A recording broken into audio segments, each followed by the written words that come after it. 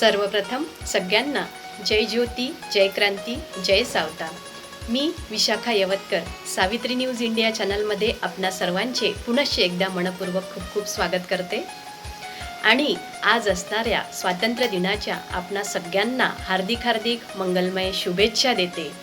राष्ट्रध्वज हे अशा देशाचे प्रतीक आहे की ज्याबद्दल त्या देशातील लोकांमध्ये आदर आणि समर्पणाची भावना आहे।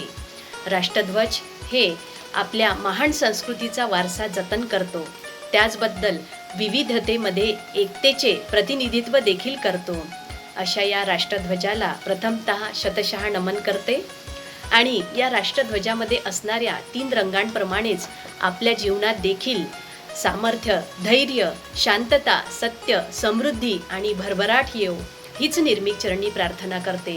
त्याचबरोबर अशोक चक्र हे जीवनाच्या गतिशीलतेचे प्रतीक आहे, त्याला देखील वंदन करते आणि आज आपणास माता भगिनींना मोलाचा हा संदेश देऊ इच्छिते की आपण स्वतः सक्षम बना, स्वतःच्या पायावरती स्वतः उभ्या राहा आणि स्वतःचे संरक्षण स्वतः करा।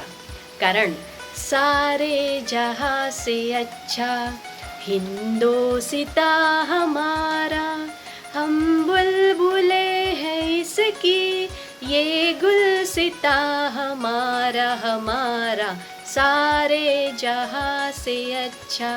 पुनश्च एकदा आपणा सगळ्यांना स्वातंत्र्य दिनाच्या हार्दिक हार्दिक शुभेच्छा देते आणि माझ्या शब्दांना इथेच विराम देते। धन्यवाद। जय हिंद, जय भारत, जय ज्योती, जय सावित्री।